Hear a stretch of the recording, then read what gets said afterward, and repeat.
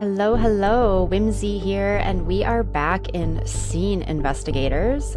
We originally played the demo of this, and I very much enjoyed this. I think you guys did too. So I wanted to come back and start the series of Scene Investigators. Each episode, we will do one of the cases, so sit back, relax, and let's get going.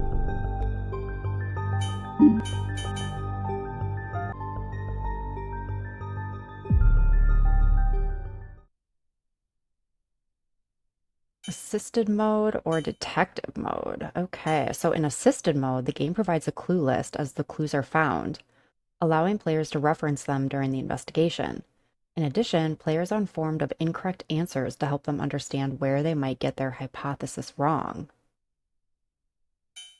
Game mode can be freely changed at any time, so detective mode is the game caters towards a more realistic investigative experience. No hints or in-game help will be provided. Only a full, correct hypothesis of the crime scene can lead to all the right answers needed to solve the case. Interesting. So I feel like when we did the demo, we were definitely in detective mode because we weren't given any clues. So maybe let's start here. And the fact that we can change it is helpful. And if it's too hard, maybe we come back. So yeah, let's do that. Okay, so Scene Investigators is a hardcore detective game. The more challenging case files will require some element of hypothesis testing. This game shines best when playing with a partner to bounce ideas and brainstorm theories. Brace yourself for a brain teaser. Okay, guys, so I don't have anyone to bounce ideas off of live, but you're going to have to tell me if you have any ideas or theories as you're watching the game too, and put them in the comments below.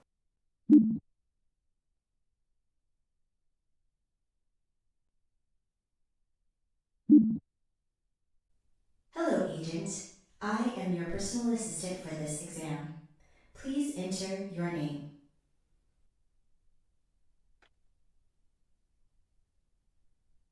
Is this the name you want recorded in our database?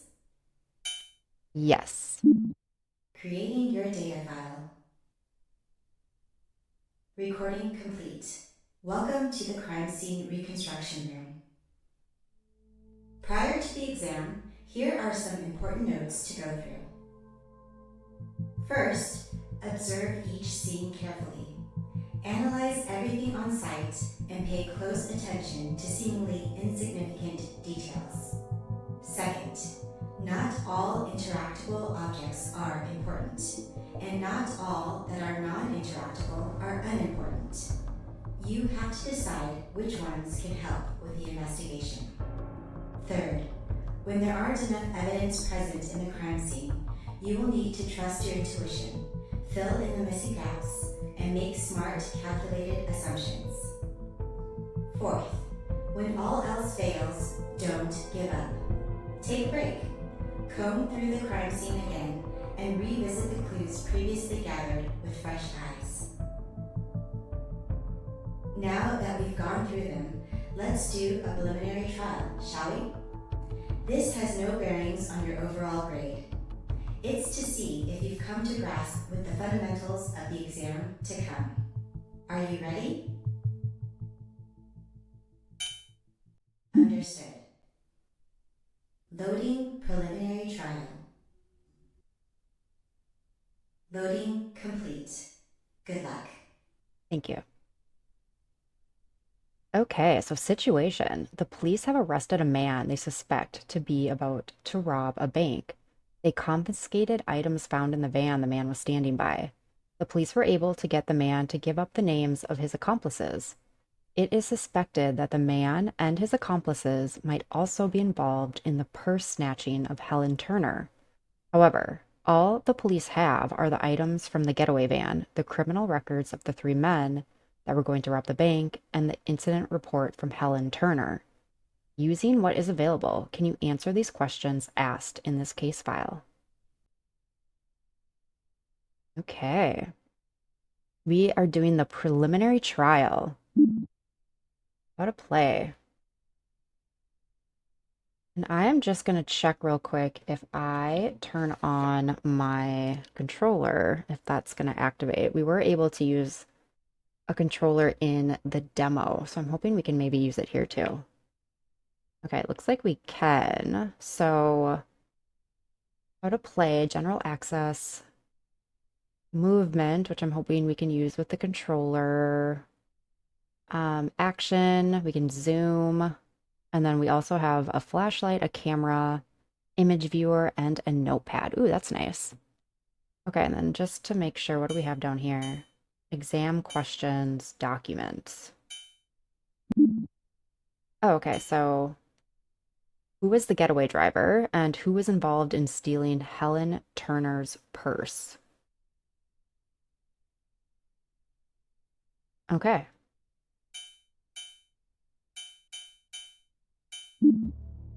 All right, so we are in, and this is so funny. Okay, so this is kind of like a tutorial. Let's see. So this is a map. So we have the van location up there, the initial arrest, and the bank. And then we have, this must be the location of the purse snatching. And then it looks like they're just noting different kind of stores and restaurants around the area too. So I'm assuming those will be important as we maybe review the case files. So let's see.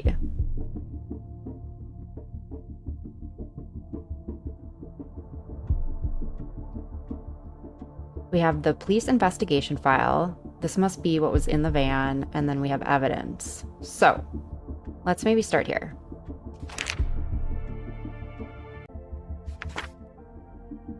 All right, so a report of stolen items gives us information about Helen, suspect, light skin, a little over 5'5", dark hair, so we don't have much to go off of there. And then it happened at the corner of Harmonia Street and Xanadu. Okay.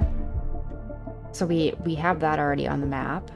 And then so items taken. So the Rosenberg purse, rose gold crossbody, keys, phone, mint green case, wallet, rectangular credit card, the Clover Bank says her name, lottery ticket, cash, total value was 40, and then an ID card.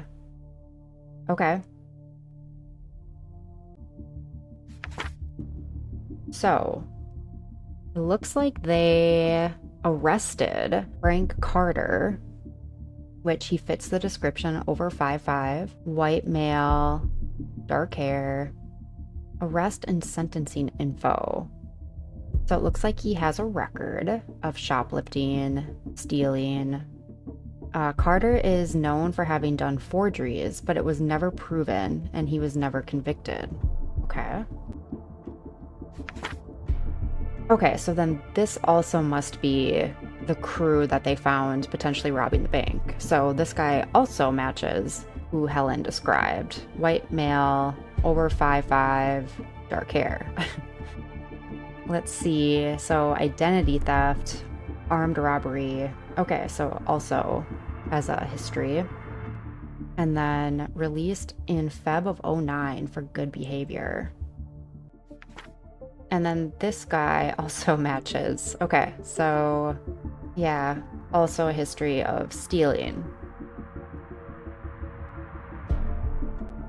All right. Okay, so this is the statement from Helen. I was at home for pretty much the whole morning. I went to Wake Up Cafe to meet up with my friend around 2 p.m. Nothing of note happened. I just told my friend that the news had announced the winning numbers of a lottery I played and had won some money. Okay.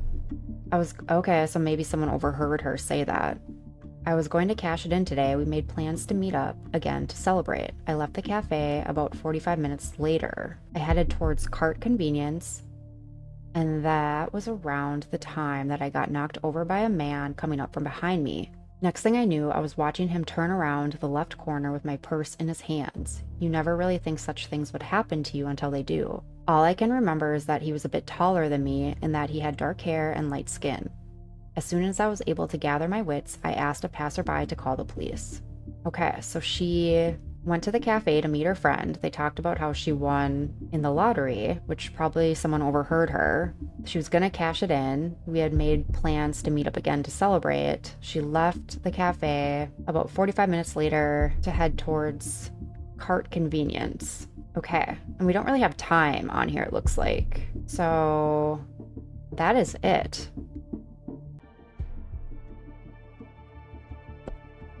So let's just go over to our map real quick. Okay, so we don't know. Is that where she lives, maybe? Let's go see. They probably have her address in here, right? Okay, so she lives at 449 Waterhole Avenue. Okay. Waterhole Avenue. So let's see.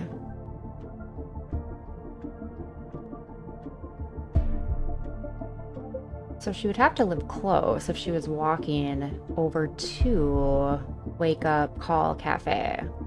Why am I not seeing it though? Huh. I don't see where she might be living. Let's just go check that again.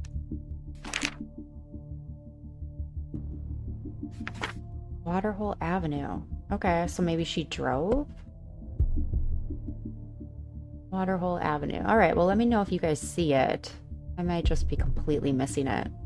So anyways, we know that she went to Wake Up Call Cafe. She stayed there with her friend. She told them about the lottery winnings, and then they decided they're going to meet up later. So then she walks probably up this way, and then maybe over this way to get up to what she was meaning to get to, Cart Convenience, and she got basically mugged right here. And then she also said that when she looked up, the person was heading to the left, or went around the left corner. And I mean, that's going to be dependent, I guess, on how she fell, which direction she was looking, but okay. Okay, so that's all making sense. Let's keep going.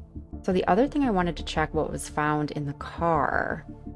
Only $40 was stolen from Helen Turner's purse. And then I don't recall there being anything about like a mobile phone. So let's see.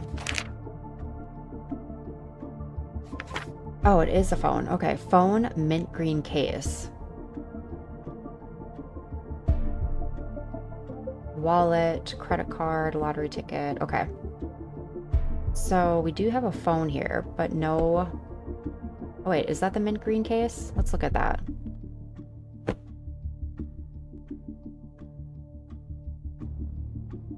I can't tell if that's meant to be like mint green. And I guess I don't know if I would consider that a case. So...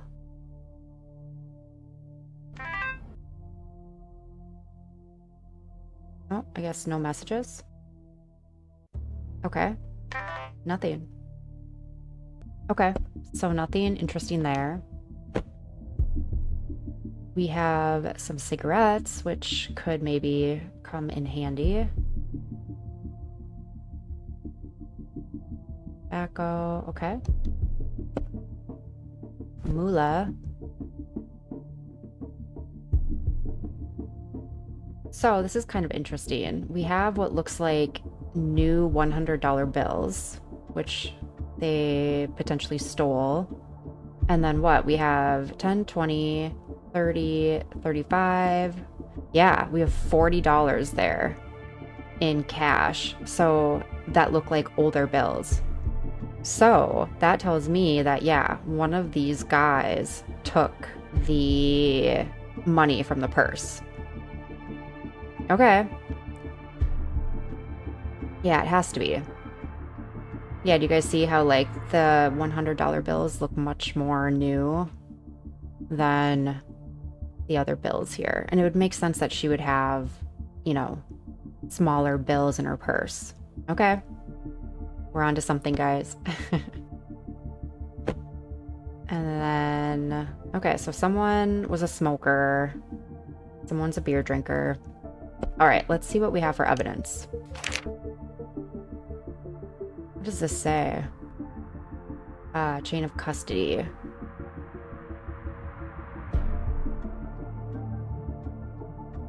Okay.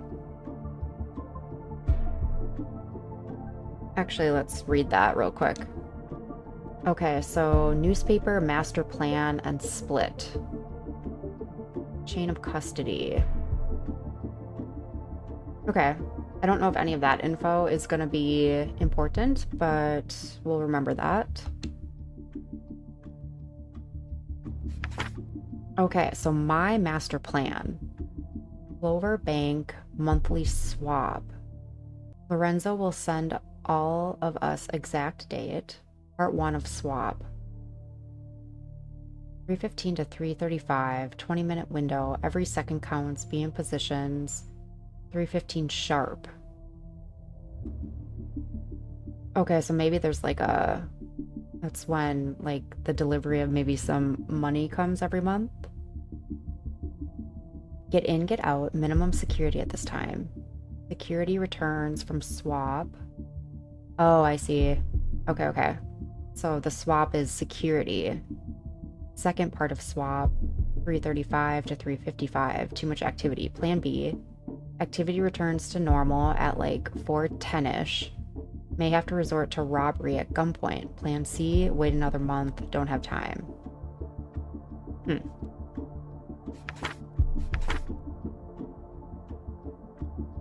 Okay.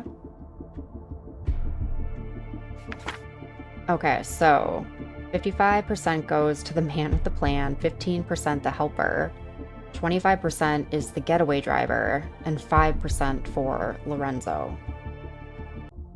Okay, so we would maybe assume then that what is in the van, so this would have actually been the cut of the getaway driver, which was 25%. And so he has what? 1, 2, 3, 4, 5, 6? $600. Okay. So we'll remember that.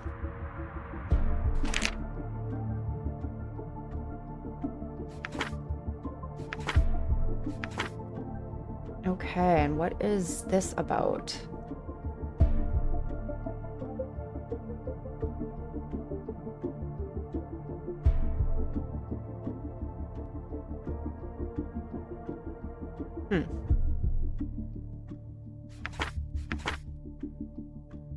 Oh wait, there is something about the winning numbers. So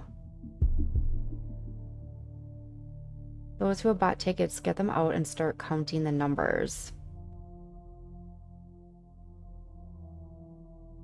Okay, so the only thing that's really popping out to me is the 400, right? So someone who had 4 matching numbers would have also received $600, which our person also had. So maybe when they robbed her, well, no, because it said she only had $40 in her purse. So maybe, yes, Okay, so bear with me. Stolen from the purse was the $40, and then they also stole the lottery ticket, and so then they cashed in the lottery ticket as well, which is why they have the $600 in the car. Okay. And then, gosh, I don't see anything else in here that would tell us anything about our case, right? Okay. Counterfeiter escapes authorities. So for 3 months, the authorities have been trying to track down a counterfeiter known as the Mockingbird by the underworld. The Mockingbird has been forging bills that have been popping up in stores around Portland and the surrounding cities. This has greatly affected the profits of said stores and the economy of the city as a whole. It is speculated that this might be a warm-up for something bigger or practice to forge something of even more value than Benjamin's. If the Mockingbird does forge something else of greater value, the likelihood of any officials being able to identify the forgeries is close to zero. If the Mockingbird is to be caught, it would have to be when she is still forging bills. With the pressing problem of the fake cash, it has been proposed to petition for an update of dollar bill security measures, specifically for denominations less than 20. There are security measures for the $50 and $100 bills, but none of the 20, 10, 5, or $1 bills. Since forgers are starting to use the smaller bills for their forgeries, the need for these security measures are more pressing. The police are using all the resources they have to catch this forger. Until they do, make sure to check the authenticity of the bills you use or receive. It is commonly believed that you only need to be cautious of higher value bills. However, it has been found that forgers have used $20 bills and less to circulate the fake bills. Do not fail to check the smaller denominations. Validate your cash. Methods to check for the authenticity of cash can be found on page 4. Okay, but then it doesn't look like we can actually go to page 4. Huh. Okay, so let's just go check these real quick again. Because this could be the winnings from the lottery, or it could be counterfeit.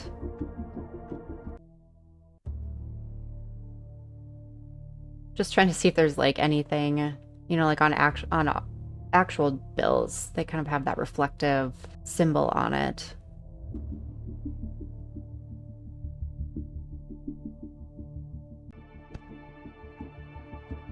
Gosh, is that all we have?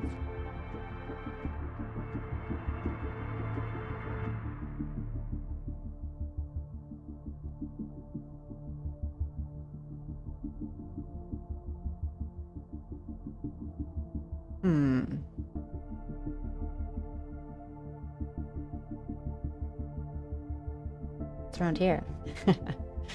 Anything? No. Okay. Okay, let's read up a little bit more on our suspects.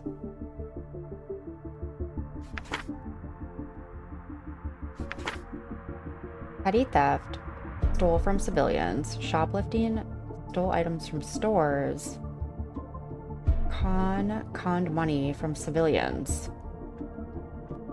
Carter is known for having done forgeries, but it was never proven. He was never convicted. Okay, so it could be him. Frank. Chad has done identity theft, armed robbery, targeted banks. Released in Feb. Okay. And then Anthony. Petty theft, stole from the elderly, breaking and entering. Okay, so I feel like the driver was probably him. So I feel like the money that he has is forged dollar bills or $100 bills because they actually never got the bank plan done. They were caught before they did that. So he was the one that stole from Helen, and then he also had the $100 bills forgeries with him as well. So yeah, I think I'm gonna go with Frank. And with that, I'm gonna put... Okay, wait, so we think this is Frank. Who was involved in stealing? I feel like it was also Frank. Let's just get his full name real quick. Frank Carter. Okay.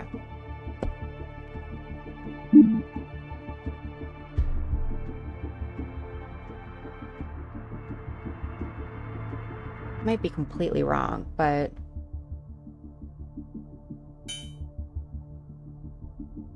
Okay, let's check it out.